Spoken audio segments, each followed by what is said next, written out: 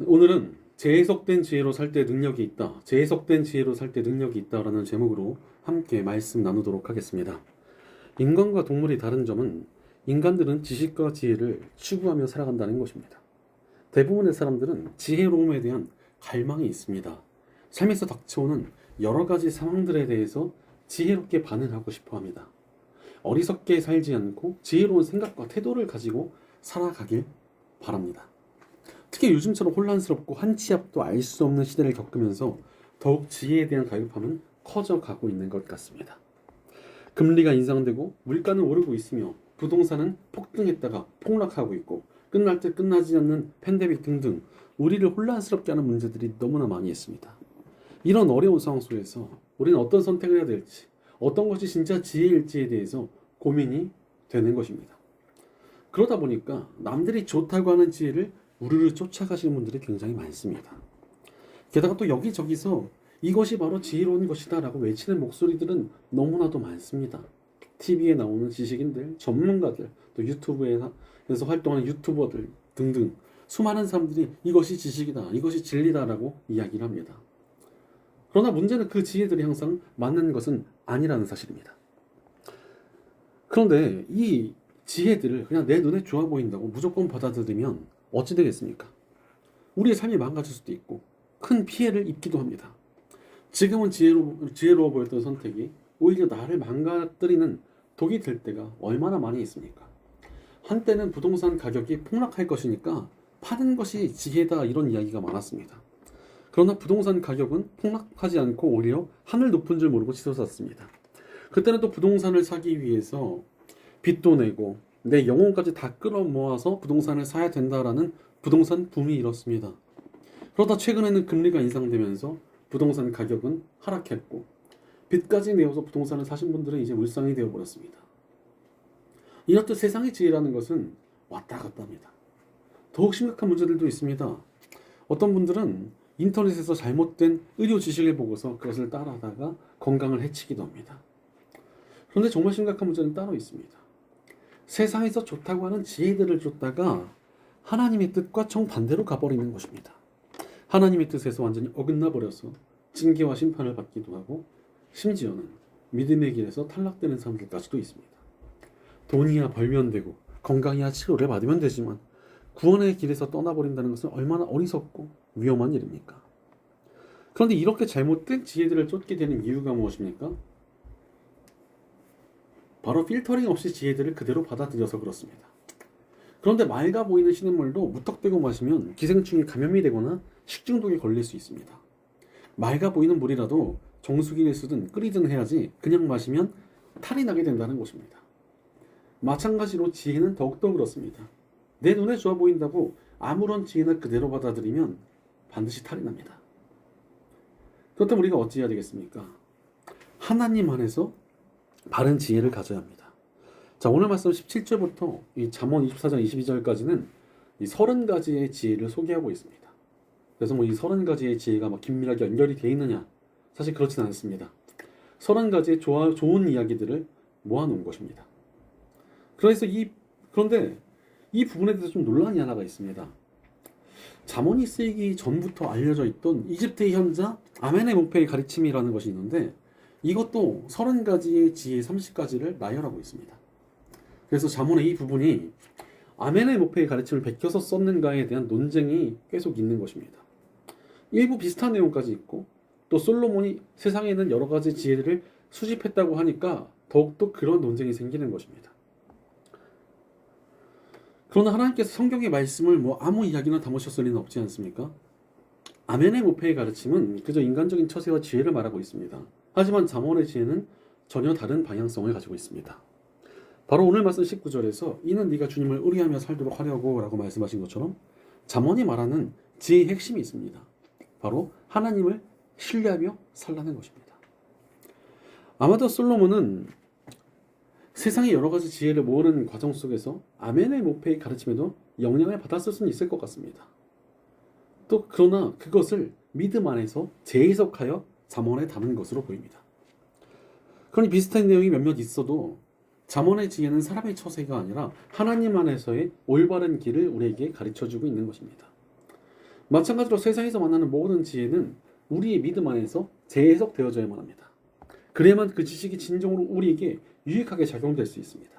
이러한 재해석의 과정이 없으면 우리는 나도 모르게 나의 삶과 영혼을 파괴하는 어리석은 길로 향하게 됩니다. 그러니 하나님 안에서 재해석된 바른 지혜를 가져야 합니다. 그리고 18절 말씀에 그것을 깊이 간직하며 그것을 모두 너희의 입술로 말하면 너에게 즐거움이 된다라고 말씀하신 것처럼 지식적으로 바른 길을 아는 것에서만 머물러선 안 된다는 것입니다. 그 지식을 가지고 그 바른 지식들을 가지고 온전히 살아갈 때 그 재해석된 지혜가 우리 삶의 능력으로 나타날 것입니다. 즉 모든 지혜를 하나님 안에서 재해석하고 그대로 살아가는 것, 그것이 우리가 따라야 할 바른 길이며 하나님의 능력이 나타나는 아름다운 인생을 세워가는 길입니다. 그리고 그렇게 살아갈 때 21절 말씀에 너에게 묻는 사람에게 바른 대답을 할 수 있게 하려 합니다 라고 말씀하신 것처럼 내 삶에 닥쳐온 모든 문제들에 대해서 우리가 지혜로운 해답을 찾을 수 있게 될 것입니다. 그러니 하나님을 신뢰하는 믿음 안에서 바른 지혜를 가지시길 간절히 축원합니다. 그렇다면 우리가 구체적으로 어떻게 바른 지혜를 가지고 살아갈 수 있겠습니까? 첫째로 사람에 대하여 바른 지혜를 가져야 합니다. 지금 이 시대에 가득한 지혜가 무엇입니까? 이 시대는 사람의 힘을 강조하면서 사람에게 강력한 힘이 있다라고 말하기를 굉장히 좋아합니다. 너의 가능성을 믿어봐. 네 안에 엄청난 힘이 숨겨져 있어. 네 안에 어마어마한 가능성과 어마어마한 능력이 있어. 이런 구호가 세상에 가득 차 있습니다. 그러다 보니 자신이 그 힘을 가지는 것이 지혜다라고 사람들은 생각하며 살아갑니다. 그러다 보니까 세상은 약육 강식이니 무조건 강해져야만 하고 강한 것이 모든 것의 해결책이라고 생각을 합니다. 내가 스스로 강해지면 우리는 모든 것을 해결할 수 있다. 이렇게 여깁니다. 또한 사람의 치밀한 계획을 가지고 또 재빠르게 움직이면 너무나 많은 일을 해낼 수 있을 것이다 라고 생각합니다. 사람의 노력과 힘으로 이루지 못할 일은 없다라고 여기기도 합니다. 내가 강해지면 내가 남들을 다 책임져 줄 수 있는 아주 큰 사람이 될 수도 있다. 이렇게 여기는 분들도 굉장히 많습니다. 그러나 하나님께서 주시는 지혜들을 보면 그런 세상의 지혜에 대해 좀 다른 해석을 주고 계십니다. 먼저는 오늘 말씀 22절과 23절은 약한 자들을 멸시하지 말라고 말씀하고 계십니다. 세상은 강한 힘을 가진 사람들이 존중을 받고 약자들을 무시합니다. 하지만 하나님께서는 오히려 약자들의 편에 서 주신다고 말씀하고 계십니다. 그래서 우리가 굳이 강한 힘을 가졌다고 강한 것이 아니라 약하더라도 오히려 하나님이 그의 편이 되어신다면 그것은 세상에서 강한 힘을 가진 것보다 훨씬 더 유리하고 좋고 능력이 있는 삶을 살 수 있게 된다는 것입니다. 그런데 문제가 있습니다. 성경에서 말하는 약자가 누굽니까? 그냥 가진 게 없고 배운 게 없으면 약자가 맞습니까? 많은 사람들이 착각하는 게 가난한 사람들은 무조건 순진하고 착할 것이라고 생각하는 것입니다. 그러나 부자지만 착하고 순수한 사람도 있고 가난해도 교활하고 영악한 사람도 굉장히 많습니다. 오히려 성경이 말하는 약자는 하나님 앞에서 스스로의 약함을 인정하고 하나님을 철저히 신뢰하는 사람을 말합니다. 심지어는 세상적인 기준으로 보면 약한데도 불구하고 교만하기까지 해서 하나님도 안 붙드는 분들도 계십니다. 그런 분들 보면 정말 너무나 안타깝습니다. 진짜 하나님을 붙들어야 좀 저 삶이 좀 변화될 텐데, 더 나아질 수 있을 텐데. 사실 우리가 오직 겸손히 하나님 붙드는 것 말고 우리 삶이 더 나아지고 온전하게 될 수 있는 방법이 별로 없습니다. 겸손히 하나님 붙드는 것만이 살 길입니다. 즉 세상적인 힘, 뭐 돈이나 학벌이나 인맥을 가진 사람이 강한 사람이 아니라 겸손하게 하나님 붙들고 있는 사람이 진짜 강한 사람이라는 것입니다. 그런 겸손한 마음으로 하나님을 신뢰하며 바른 지혜를 가져야 합니다. 다음으로 24절과 25절은 서두르고 화를 내는 사람을 조심하라고 말씀하십니다. 세상에서는 오히려 서두르고 화를 잘 내는 사람들에게 빠릿빠릿하고 시원시원한 사람이라고 칭송하기도 합니다. 실제로 무슨 일에도 좀 꾸물거리는 사람보다는 빨리 하는 것이 좋아 보이고 우물쭈물한 것보다는 좀 화통한 것이 굉장히 능력이 있어 보입니다. 그러나 급하고 화를 잘 낸다는 것은 자신의 계획을 의지하고 있는 경우가 대부분입니다. 즉 하나님 대신 자신의 계획과 실력에 의지하는 사람들을 조심하라는 것입니다. 실제로 하나님을 신뢰하지 않는 태도를 가진 사람이나 또 그런 문화 콘텐츠들을 너무 가까이 하면 그것이 우리에게 굉장히 쉽게 전염이 됩니다. 그래서 나도 모르게 교만해지고 내 힘과 능력을 의지하게 된다는 것입니다. 그러니 성경은 하나님을 향한 신뢰를 가지고 스스로를 지키라고 말씀하고 계신 것입니다. 또 이어서 26절과 27절은 또다시 보증에 대한 이야기를 하고 계십니다. 자문에서 계속 나왔죠. 보증 서지 마라, 보증 서지 마라. 이건 그냥 적고 외워야 될 것 같습니다. 보증은 서지 말아야 됩니다. 사실 보증을 안 서야 되는 이유가 무엇입니까? 그 사람이 이것을 갚으리라는 것을 신뢰하는 것이기 때문입니다. 그러나 여러분, 사람은 절대 믿어서는 안 되는 대상입니다. 사람은 사랑하고 좀 품어줘야 되는 대상이지 믿는 대상이 절대 아니라는 것입니다. 우리는 오직 하나님만 믿어야 됩니다. 사람을 믿다가는 대부분 큰 실망으로 돌아올 때가 굉장히 많습니다. 보증이라는 것은 결국 사람을 신뢰하는 것이기에 조심해야만 합니다. 실제로 우리 주변에도 보증 섰다가 정말 크게 어려움을 겪은 이들이 얼마나 많습니까? 그런데 문제는 보증을 서달라는 부탁을 거절하면은 관계가 깨지는 것이 걱정이 될 때가 있습니다. 그러나 보증이라는 것은 함께 물에 빠지는 것과 같습니다. 어떤 사람이 물에 빠지려고 달려가는데 나도 그 사람 돕겠다고 함께 빠지는 겁니다. 그나마 한 사람이라도 물 밖에 있으면 물에 빠진 사람을 건져줄 수가 있는데 둘 다 빠지면 함께 죽는 겁니다. 오히려 그가 물에 빠졌을 때 내가 기다리고 있다가 위기의 순간에 그를 도와주고 살려줄 수 있다면 그때 있었을 방금 다 사라지고 은인이 될 수도 있다는 것입니다. 그러니 하나님의 말씀이 반복해서 보증을 금하고 계신다는 것을 신뢰하며 보증은 피해야 됩니다. 바로 절대로 사람을 신뢰하지 말고 하나님만 신뢰하며 바른 지혜를 가져야 합니다. 종합해 보면 결론적으로 잠언에서 말하는 지혜는 철저히 하나님을 신뢰하는 것에 있습니다. 바로 세상의 지혜는 사람의 힘을 의지하라고 하지만 우리는 모든 지혜를 하나님을 신뢰함으로 재해석해야 합니다. 그렇게 하나님을 신뢰함으로 재해석된 지혜만이 우리를 온전케 합니다. 오히려 하나님을 신뢰함으로 재해석될 수 없는 지혜들, 특히 사람의 힘에 의지하라는 지혜는 우리를 망가뜨릴 뿐입니다. 그러니 하나님만 신뢰하며 바른 지혜를 가져야 합니다. 그럼에도 불구하고 우리는 사람의 힘에 의지하게 할 때가 굉장히 많습니다. 왜 그렇습니까? 이 시대의 문화는 사람의 가능성에 대해 이야기하는 것을 너무나 좋아합니다. 인간 안에 엄청난 가능성이 있다는 것입니다. 그러면서 인간의 가능성에는 한계가 없다는 말로 굉장히 좋아합니다. 물론 사람 안에 엄청난 가능성이 있는 것은 맞습니다. 지금 여기 앉아 계신 여러분, 또 제 안에 어떤 일이 어떻게 일어날지는 알 수 없습니다. 하나님께서 우리를 어떻게 들어쓰셔서 얼마나 위대한 역사를 또 이뤄가실지 지금은 알 수가 없습니다. 우리 안에 엄청난 가능성이 있는 것은 맞다는 것입니다. 그런데 그 가능성을 누가 주셨습니까? 하나님께서 주셨습니다. 그런데 하나님을 의지하지 않고 하나님께서 선물로 주신 이 가능성에만 의존하고 있다면 이것은 교만한 것이며 자신을 망치는 길입니다. 우리 오늘 말씀 28절 보면 너희 선조들이 세워놓은 그 옛 경계표를 옮기지 말아라 라고 말씀하십니다. 선조들이 세워놓은 경계표란 이스라엘 민족이 가나안 땅을 점령했을 때 하나님의 명령으로 땅의 경계를 정해놓은 것을 말합니다. 그런데 하나님의 명령대로 세워놓은 이 경계표를 자신의 생각대로 슬쩍 옮기는 사람들이 있었던 것입니다. 그러나 성경은 하나님의 뜻을 넘어서는 것에 대해서 경고하고 있습니다. 바로 사람은 자신의 한계를 인정해야만 합니다. 그 이상을 넘어서는 것은 지혜롭지 못한 일입니다. 우리는 피조물이며 내일 무슨 일이 일어날지도 모르는 연약한 존재입니다. 바로 우리는 명확한 한계를 지니고 있습니다. 그런 인간의 힘을 의지하고 살아간다는 것이 얼마나 어리석은 일입니까? 스스로 한계가 없다고 여기는 것 또한 얼마나 바보 같은 교만함입니까? 한계가 없으신 분은 우리 하나님밖에 없습니다. 그러니 우리는 오직 하나님만 의지해야 합니다. 실제로 우리가 믿는 복음도 인간의 무능력을 전제로 하지 않습니까? 인간은 스스로를 구원할 수 없는 존재입니다. 아무리 선행을 하고 착하게 살려고 해도 스스로 지은 죄값을 도무지 갚아낼 수가 없습니다. 외부의 도움 없이는 도무지 구원받을 수 없었다는 것입니다. 그런 우리를 위해 하나님께서는 하나뿐인 아들을 보내주셨어. 십자가를 통하여 구원의 길을 열어주시는 한계가 없는 사랑을 보여주셨습니다. 우리가 구원받는 길은 오직 그 십자가를 붙들고 하나님을 신뢰하는 것뿐입니다. 우리가 믿는 십자가는 우리의 무력함을 기억하게 하십니다.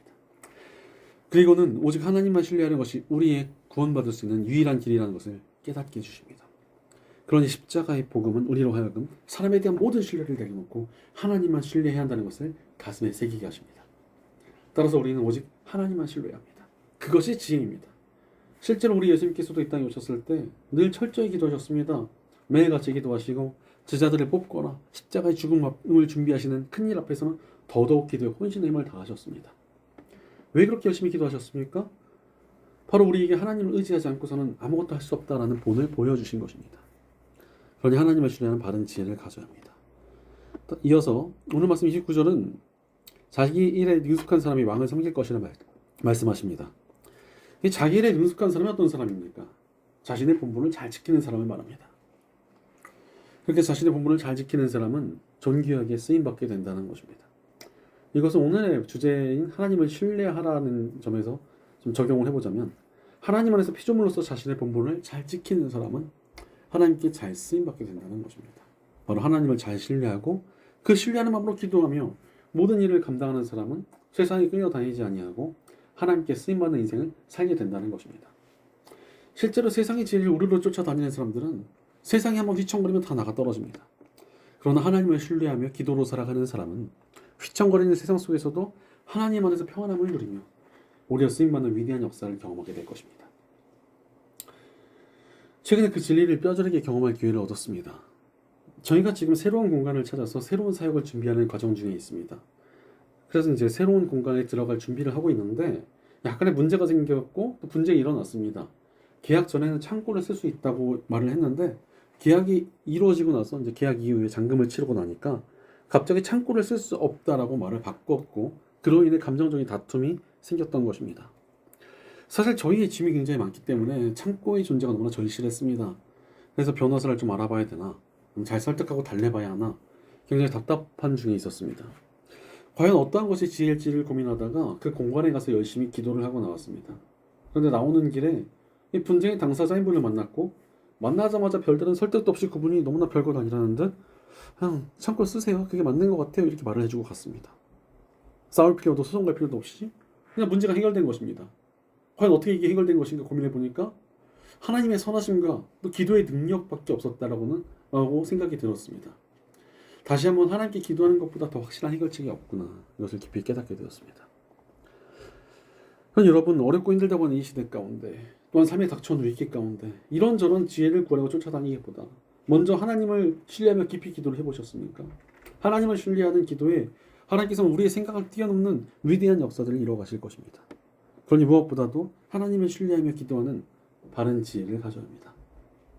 오직 하나님을 신뢰하는 마음으로 기도하는 지혜를 가지고 어렵고 험난한 이 시대에 믿음으로 승리하는 저 여러분 되시기를 간절히 축원합니다.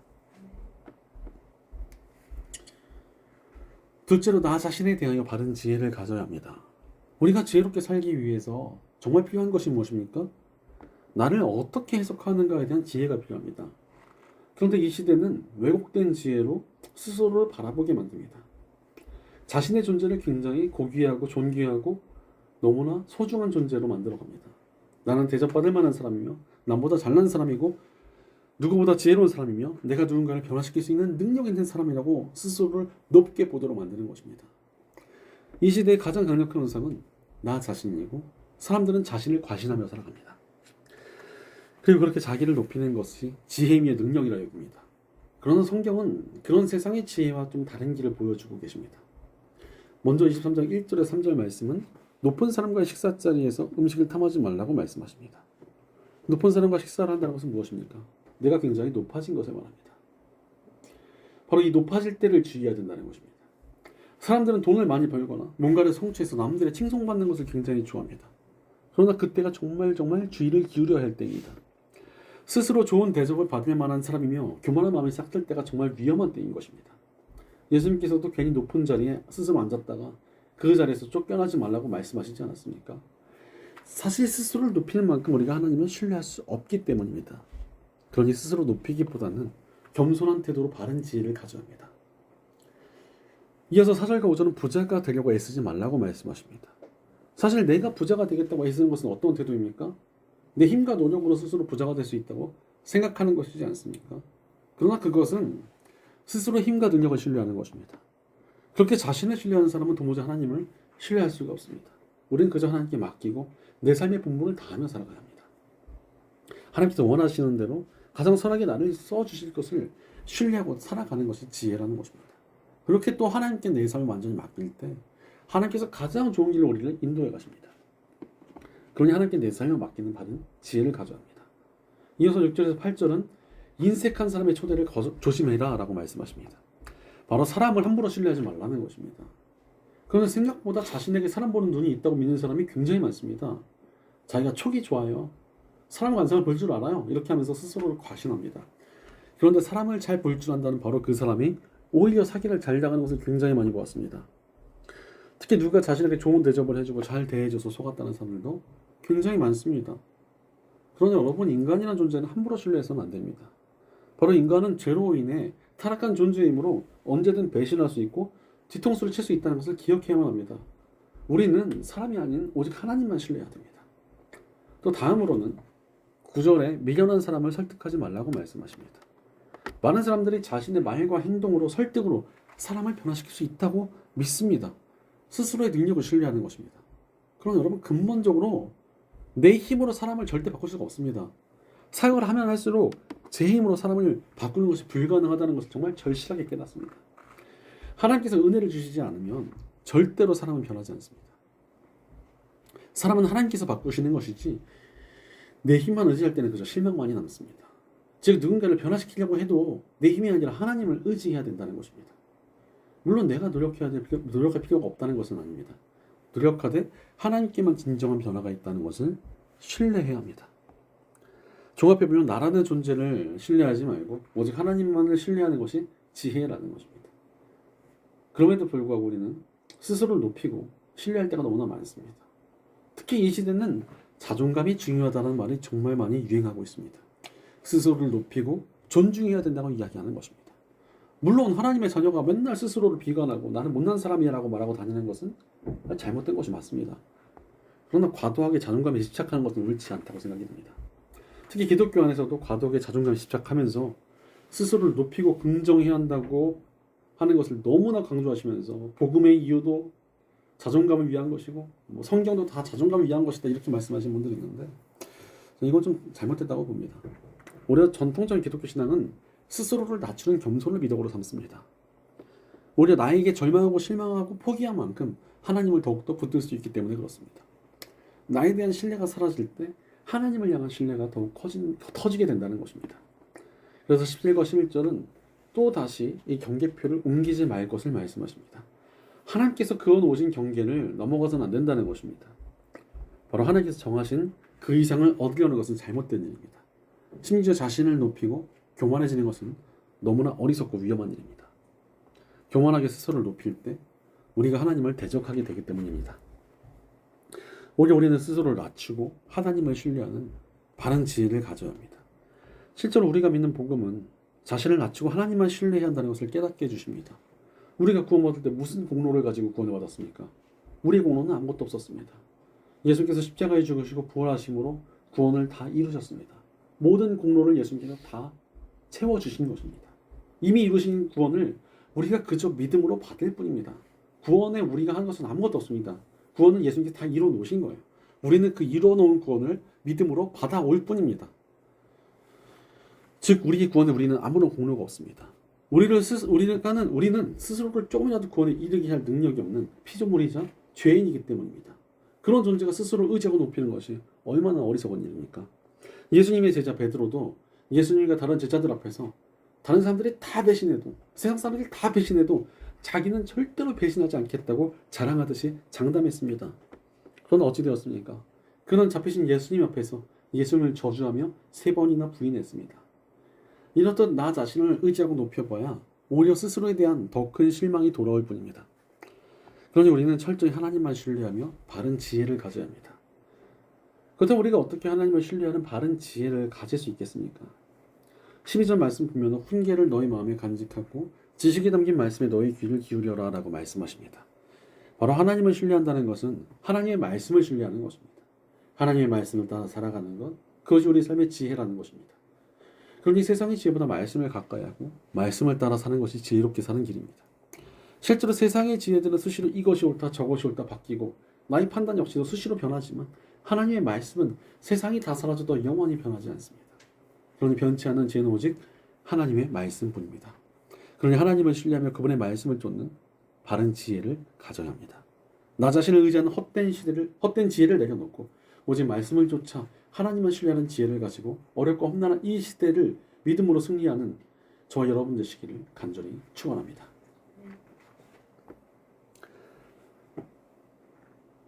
사랑하는 여러분, 바른 지혜를 붙들며 살아가고 계십니까? 세상에 있는 수많은 지혜와 지식들을 그대로 받아들여서는 안 됩니다. 우리는 모든 지혜와 지식을 믿음 안에서 재해석하는 것이 필요합니다. 바로 믿음의 필터를 가지고 하나님을 향한 신뢰 안에서 바른 지혜를 가져야만 합니다. 사람의 힘도 나 자신도 아닌 오직 하나님만 신뢰하는 것이 진정한 지혜이기 때문입니다. 그렇게 하나님만 신뢰할 때 우리가 이 어렵고 급변하는 시대 속에서도 믿음으로 승리하게 될 것입니다. 이 세계 3대 폭포 중에 하나인 나이아가라 폭포에서 한 서커스 단원이 폭포 사이에 줄을 쳐놓고 멋지게 줄타기를 했습니다. 너무나 위험해 보이는 그 장소에서 너무나 멋지게 쇼를 마친 후에 그 서커스 단원이 제가 여러분 중에 한 명을 어깨에 올린 후 또다시 줄타기를 해보겠습니다. 자원하실 분이 계십니까? 라고 물어보았습니다. 다들 선뜻 나서질 못했는데 소년 하나가 손을 번쩍 들고 자원했습니다. 거저 단원은 소년을 어깨에 태우고 또다시 멋지게 줄타기를 성공해냈습니다. 사람들이 환호하고 박수를 쳤고 그 소년에게 다가가서 야, 너 정말 용기가 대단하다. 어떻게 그럴 수 있었는지 칭찬해주면서 혹시 무섭지 않았느냐라고 물어보았습니다. 그러자 그 소년은 환히 웃으면서 전혀 무섭지 않았습니다. 그분은 바로 제 아버지시니까요 라고 대답했습니다. 이 소년처럼 우리도 아버지 하나님을 신뢰하며 살아가는 것이 진정한 지혜를 따라 살아가는 길입니다. 우리가 하나님 아버지만 신뢰하며 살아갈 때 세상 사람들은 어떻게 저렇게 대책 없이 살아갈 수 있는가? 어떻게 저렇게 종교적으로만 저 신을 신뢰하며 살아갈 수 있는가? 우리를 이해하지 못할 수도 있고 비웃을 수도 있습니다. 그러나 우리가 하나님 아버지만 신뢰하고 살아가고 그분을 끝까지 쫓아갈 때 하나님께서 우리를 지키시며 우리를 업고 가시며 우리를 통해서 위대한 일을 이루어 가실 것입니다. 그때 이 어렵고 험난하며 외주를 타는 듯이 또 힘들다고 하는 이 시대 가운데 우리가 믿음으로 승리하게 될 것입니다. 바로 하나님을 향한 신뢰의 믿음으로 기도하며 말씀을 따를 때 우리가 하나님께 쓰임받고 우리 삶에 놀라운 역사들이 시작될 것입니다. 하나님을 신뢰하는 이들을 통해 변화가 시작되고 영원히 구원받고 교회가 회복될 것입니다. 기도와 말씀을 붙든 이들을 통해 이 나라가 온전케 되며 온 세상에 하나님 나라가 임하게 되는 위대한 승리가 나타날 것입니다. 그러니 오직 하나님만 신뢰하며 바른 지혜를 가져야 합니다. 하나님을 진정으로 신뢰하는 지혜를 통해 그 지혜로 이 세상을 재해석하는 믿음의 기준을 가지고 어렵고 험난한 이 시대를 믿음으로 승리하는 저 여러분 되시기를 간절히 축원합니다. 기도하겠습니다. 언제나 우리에게 지혜를 주시고 선한 길로 이끄시는 신실하신 하나님 감사합니다. 우리가 하나님의 신실하심을 잊어버리고 세상의 헛된 지혜를 쫓지는 않았는지 우리 삶을 돌이켜봅니다. 그러나 이제 오직 하나님만을 신뢰하기 원합니다. 세상의 헛된 지혜들이 아닌 하나님을 신뢰하는 믿음으로 이 세상도 모든 문제도 재해석할 수 있는 믿음의 눈을 열어주시옵소서. 사람의 힘도 나 자신도 아닌 하나님만 의지하도록 우리의 믿음을 굳세게 도와주시옵소서. 늘 하나님의 신실하심을 기억하며 신뢰하는 우리가 되도록 우리를 인도하여 주시옵소서. 우리 공동체 가운데 함께 하셔서 함께 하나님을 신뢰하는 굳건한 믿음의 공동체를 이루고 함께 믿음의 승리를 거두게 하여 주시옵소서. 언제나 우리를 선한 길로 인도하시며 승리케 하시는 우리 주 예수님의 이름으로 기도드립니다. 아멘.